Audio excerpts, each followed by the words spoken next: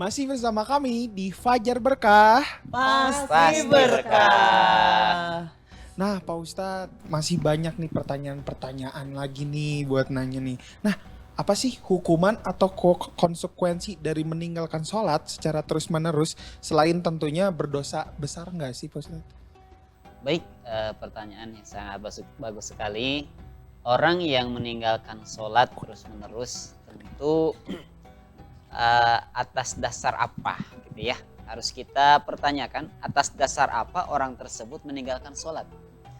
Kalau karena dia tidak mau saja, biasa saja bukan atas dasar pengingkaran gitu ya. Maka itu dosa besar saja dan harus ditaubati, harus dipinta taubat, harus diajak oleh kita untuk melaksanakan sholat. Tapi kalau atas dasar dia tidak menerima kewajiban itu, nah ini masalah besarnya. Dia tidak sholat atas dasar tidak menerima kewajiban sholat, gak mau sholat, kenapa? Itu bukan buat orang-orang mereka aja, buat orang-orang yang berpeci, saya nggak usah sholat misalkan ya, sehingga tidak sholat dan tidak menerima kewajiban itu. Maka ini sangat berbahaya sekali, dosanya sangat besar sekali, dan harus didatangi oleh pihak yang berwenang, harus didatangi oleh orang yang punya kewenangan di Siapa tempat itu Pak Ustadz? Siapa itu Pak Ustadz? Boleh dengan tokoh masyarakat, Betul. atau boleh dengan ustadz atau kiai yang ada di situ, atau oleh siapalah yang dianggap dituakan di situ ya. Kemudian kita tanya, kamu mau nggak melaksanakan sholat? Ternyata tidak mau, ini bahaya. Ini boleh, mohon maaf sekali, ini urusannya dengan qatlu, artinya boleh dialirkan darahnya kalau dia menolak kewajiban sholat. Kok sampai sebegitunya Pak Ustadz ya? Bentar, saya masih bingung maksudnya dialirkan darah tuh kayak gimana tuh Pak Ustadz? Masya Allah, ini pakai algojo. Waduh, Kalau dia menolak kewajiban sholat, tidak mau sholat, nah gitu. Tapi kalau dia cuma tidak sholat gara-gara sibuk kerja, tidak keburu, belum sempat, belum dapat hidayah, itu beda lagi. Tidak seperti itu. Itu bisa cara baik-baik dengan cara kita ajak ke majelis taklim, kita ngobrol bersama-sama, diajak sholat kembali, dan dia ternyata belum mau, bukan berarti tidak mau, belum. Nah, tidak sempat atau masih sibuk, itu insya Allah, tapi tetap itu bahaya juga ya. Bukan Jadi cuman Pak Ustadz, kalau begitu kita juga sebagai sesama muslim punya kewajiban juga dong untuk mengajak teman kita yang belum sholat ya Pak Ustadz ya. betul Kalau sekali. tidak mengajak gimana Pak Ustadz nih? Kita ke bawah dosa kalau tahu gitu ya. waduh. Kan- Oh, kita ke bawah dosa ya Pak Ustadz ya. Karena barang siapa yang melihat kemungkaran, Betul Pak Ustadz. fal yughayyiruhu biyadihi, maka man ra'a minkum munkaran fal yughayyiruhu biyadihi. Kalau kita melihat kemungkaran, kemaksiatan yang Allah benci, maka kita harus bertindak dengan tangan. Maksud tangan di sini bisa dengan kekuasaan yang kita miliki. Kalau kasusnya memang berat harus menggunakan kekuatan tangan, ya itulah kekuatan tangan. Tapi kalau misalkan kasusnya tidak harus dengan pakai fisik, berarti tangan di sini adalah kekuasaan. Seperti menggunakan tanda tangan Pak RT. Dengan tanda tangan Pak RT, gedung ini ditutup. Nah, bukan Pak RT lah, wali kota mungkin ya. Nah, Iya. gitu. Itu masih kekuasaan. Kita harus menghentikannya. Kalau kita membiarkan, sementara kita tahu ada kemaksiatan di situ, maka kita pun yang membiarkannya ke bawah. Astagfirullah. Aduh. Jadi takut saya dengarnya Pak Ustadz. Kadang-kala kita suka membiarkan Betul. karena suka perasaan nggak enak gitu ya, benar nggak Kang ya? Takut sakit hati Nah, kayak gitu gitu kan. itu kadang Nah, ternyata kita harus mengajaknya. mengajaknya. Ya. Tapi Pak Ustadz sering mungkin pemirsa di rumah ini pernah dengar bahwasannya pintu surga itu banyak katanya kan. Iya. Wah, saya nggak sholat tapi saya rajin bersedekah, berpuasa, zakat dan lain sebagainya. Kan masih ada pintu-pintu lain, ngapain saya harus sholat katanya gitu. Gimana pendapat Pak Ustadz? Baik. As-sholatu imaduddin. Sholat itu adalah tiangnya Tiangnya agama. Yang agama.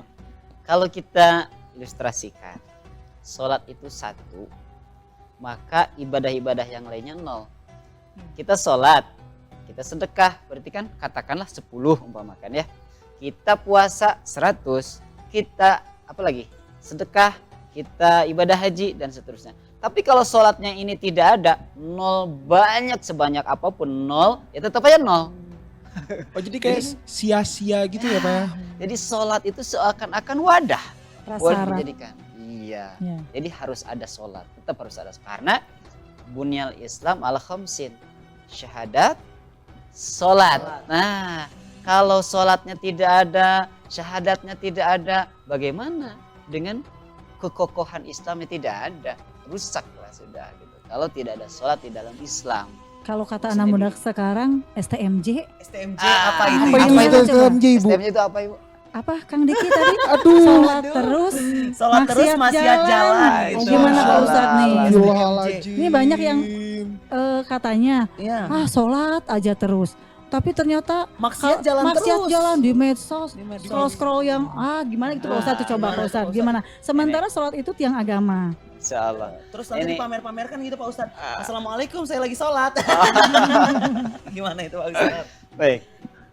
Sholat terus apa? Sholat STMJ.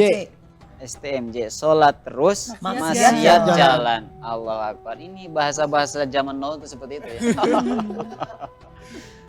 Sholat dilakukan, maksiat dilakukan. Kalau guru saya bilang, sama halnya seperti orang yang makan bubur kacang.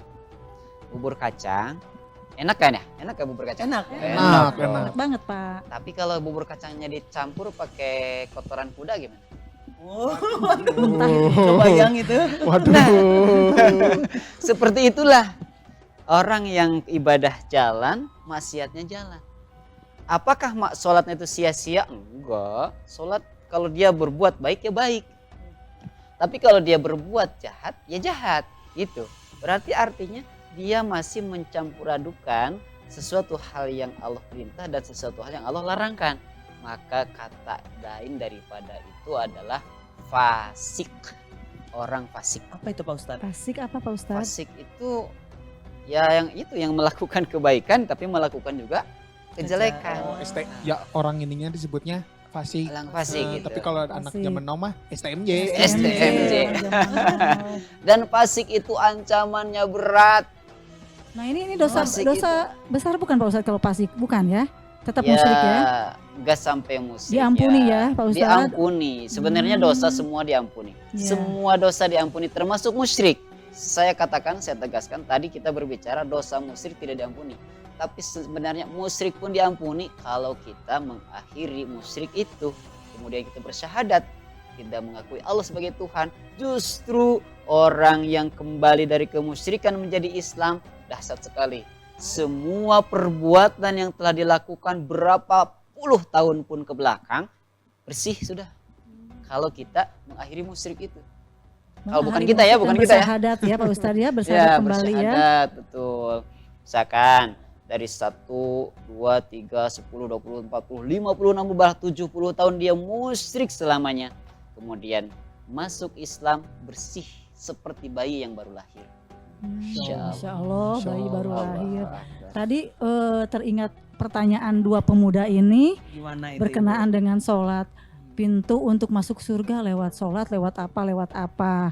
Nah Pak Ustadz ini kaitannya juga dengan hal-hal yang harus kita lakukan terkait dengan hubungan manusia. Misalnya Pak Ustadz, berbuat baik dengan orang lain, dengan orang tua. Malah sekarang kadang ngeri sedap ini. Wah, kenapa itu Ibu? Ada kasus-kasus yang anak bunuh orang tua, Betul.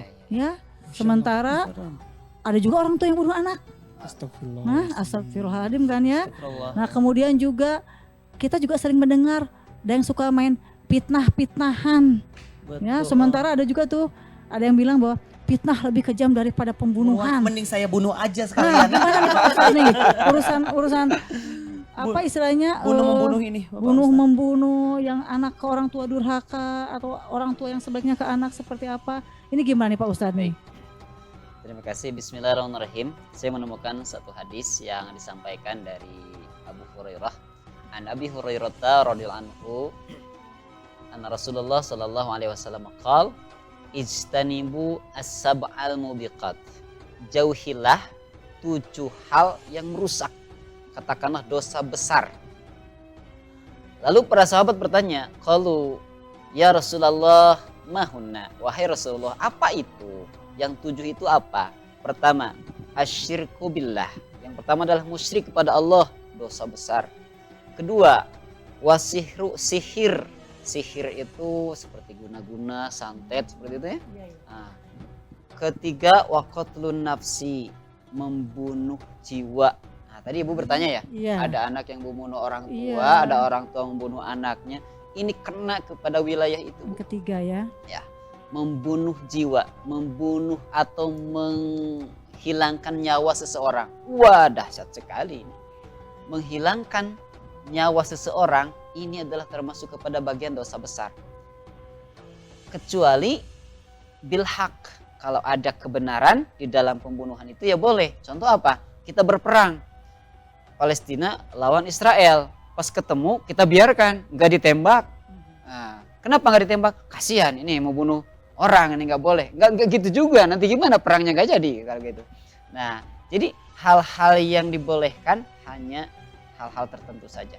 Kalau anak sudah berani membunuh orang tua, wah ini sudah kelewatan sekali. Jangankan membunuh orang tua, menyakiti orang tua pun sudah dosa besar. Ada 2 dosa yang siksaannya disegerakan di dunia. 1, zina.